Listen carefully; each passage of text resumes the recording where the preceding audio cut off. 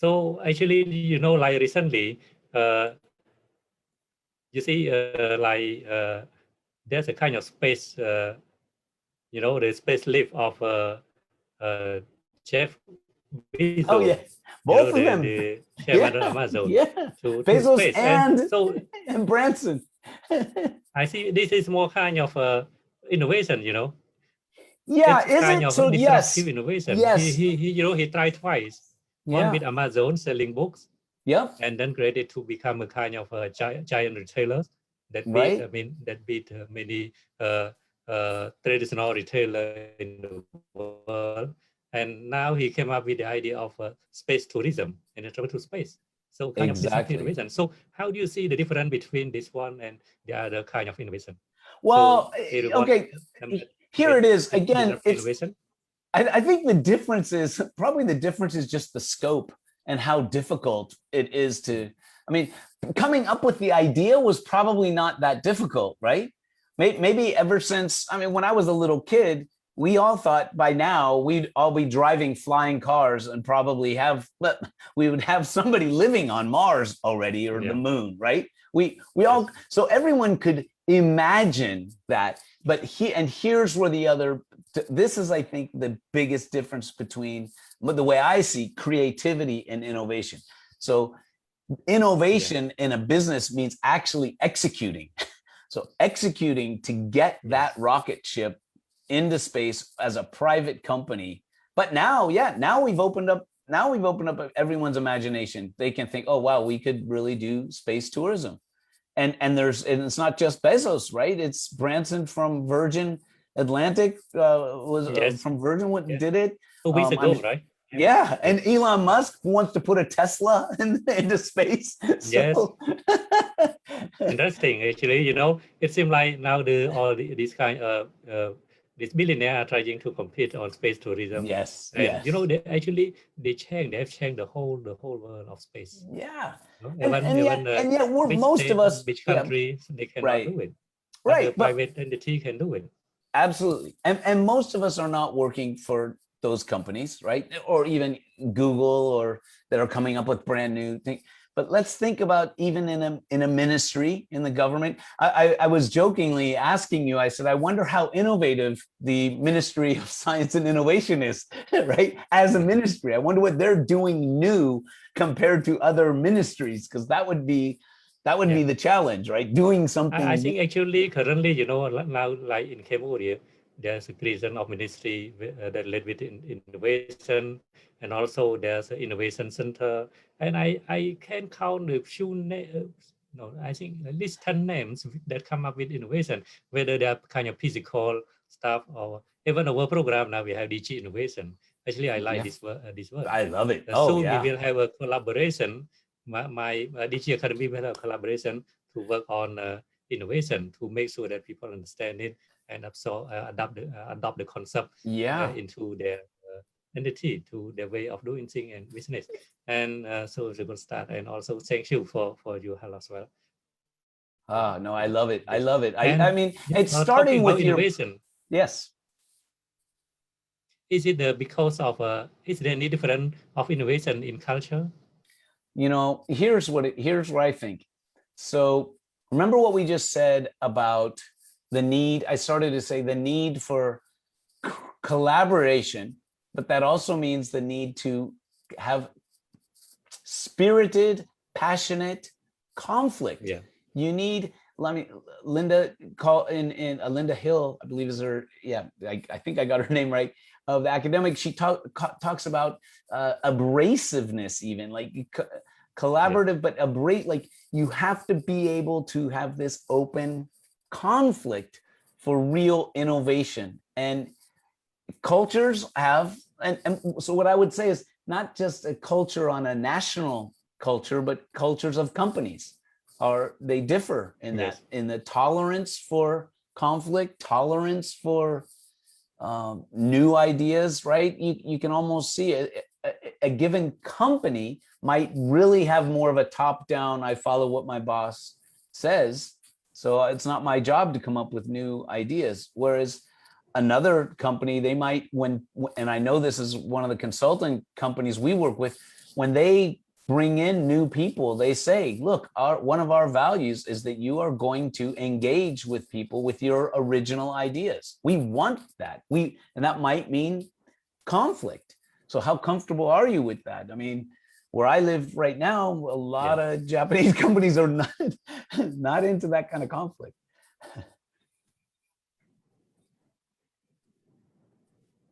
So you see, like a country like Japan, you see this Japan is a very innovative country. How does it compare to the rest That of the is world? I heard about so hard. country like Israel or even like South Yeah, Korea.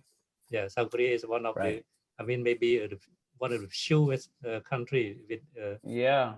that I come mean, up with certainly innovative again, idea, and yeah, especially the yeah, products. yeah. And It really depends on what you're looking at, your definitions again. But I can tell you that we haven't seen the new, the example of the biggest innovation in my lifetime growing up and then studying in business was straight from this country, right? The Sony Walkman. The Walkman, it was portable music. We could listen to our cassette tape. Well, there hasn't been another Sony Walkman coming out of that's a great Japan. innovation, that Yeah, changed the way we yeah, listen music. yeah. But that was 40 years ago. That's the one that I heard about that.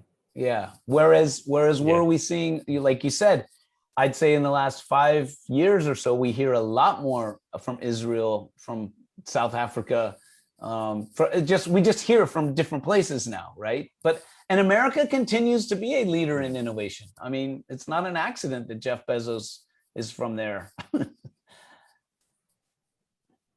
Yes, Yeah. that's true. There's a lot of talk on innovation, and I think that in Cambodia we will soon adopt. We have adopted, but I think it will penetrate into entity, whether public or private sector, and even into individual.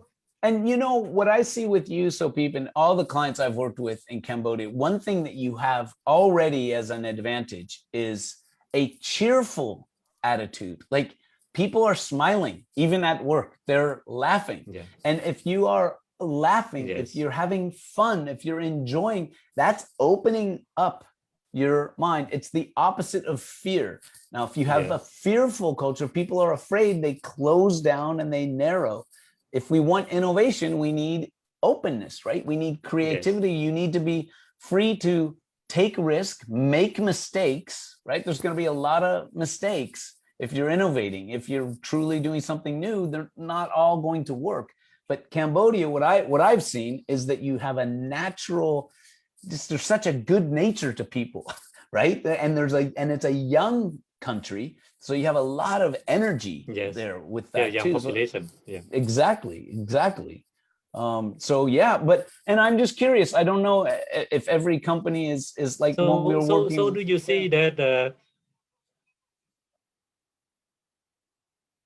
sorry, I lost.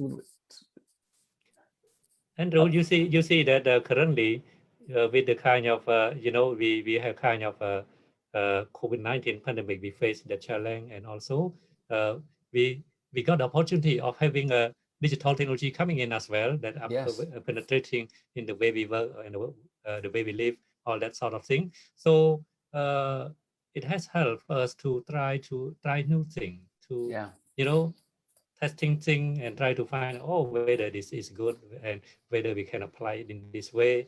So it's very good. But I think the next stage is to how we can encourage more people to do it, and also create value, new value that are very important for even for the for work, even for living, all this.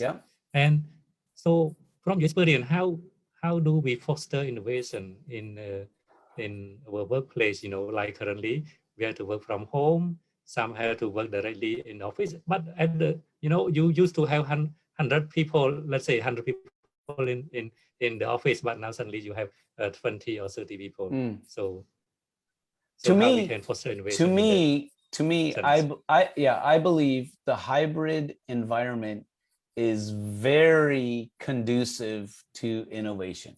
It's very helpful for it because here's why. You can choose to have everybody gathered from around the world, right? We could all be on a Zoom call right now with 30 people. We could also use these breakout rooms, right? Where you have enough quiet space to have 3 people working together and discussing, right? Instead of needing, okay, all these conversations are going around in the office. No, we're going to put these 3 here. I can have a one-on-one conversation with anybody at any time, right? We could right now, maybe there's a session going on with DG Academy, but we have 30 people over here, they're doing something else. Yeah. So you can go back and forth between very quiet, very thoughtful, reflective time and you're not being bothered. And then you can flip that back into a fully wide open thing. If people are using the technology effectively and can control their home environment. And that's that whole discussion we have for another time about remote work. But yeah, I believe there's a real opportunity because we have, again, it's more different things. Hybrid, perfect example of an innovation, right? Hybrid automobiles, half gasoline and half electricity. Hybrid work is the next, that's where it's coming. It's gotta be. Because look at us, we can get together much more often than we did 3 years ago because of this technology we have. Yes, it's available to us now. And so, we're talking about execution. So when we want to execute idea, innovative idea, is it very similar to the way we execute strategy? Execute strategy? Yes. Is it similar to like execute? We want to execute innovative idea in our workplace. Well, once you need to execute, right now it's past the creativity side. This is past the conflict and discussion. Now we're all in this. We've made these decisions. We're going to go in such a direction for a while. It's not the time to suddenly be super innovative in the moment. Usually, right? We want that. That's where it's. It's a process. There are different times for using different tools, and the innovation tool. I mean, the same innovative process to create the idea for these glasses is very different from actually making them, right? Actually producing them and then marketing them and then making sure that they're packaged and sold and all this. Then it becomes more of the traditional thing. Right. Yes. Yeah. It's good, like many industries, have been changed, have shift from traditional thinking, even the traditional model to a new business model that are up to compete. Even in the new market space, they I see like in Cambodia, even for transportation, banking, financing. And many things you can talk about, like retailing, schooling. We have online school, and so now they have changed. Like last week, I talked with an educator. He's running a university in Cambodia, and he offer online course to the student. And so I asked him whether he will be getting back to the kind of pre-pandemic. What did he say? What did he say?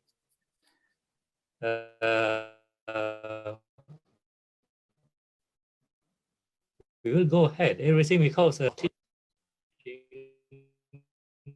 be based on digital technology. So no doubt that so you see many industries that are suddenly changing to, but need to be located together to start doing this thing. So this could. Absolutely.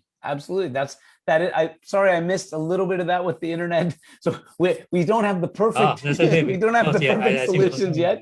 But no, you're absolutely right. And again, but we try to do.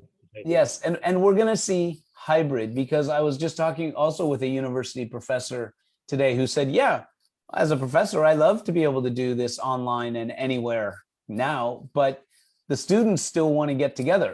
The students want to have the experience of being on a campus or with their friends and socializing and all this. So it's definitely, it's just a matter of taking advantage of what we can do and finding where the collaboration works, right? And that's why I applaud what you're doing. It's just amazing. And think about this, Sopeep. I mean, 10, 15 years ago, would people think that, oh, we're talking about global readiness, which is something that we innovated 20 years ago or so. We came up with this concept and working with people. But who would have predicted that the first company that we did a real hybrid training experience was with your client in Cambodia? When I tell that to people here in Tokyo, it wouldn't be Silicon Valley, right? Or Tokyo. No, Cambodia, because you're already adopting and embracing the new ways of doing things faster than others. Yeah. So I just think it's fantastic what you're doing with DG Academy and everything else. It's just it's very inspirational. It's very inspiring. Andrew, actually, there's a talk on this.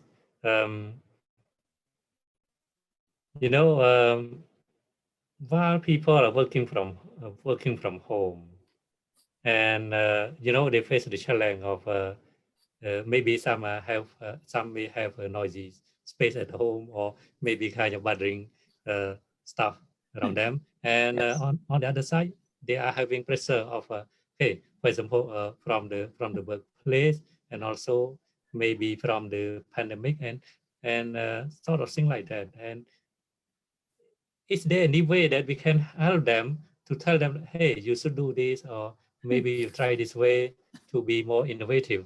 Oh, Here we you go. have got a grip on remote work. Oh, interesting. Yeah. You come up with that book.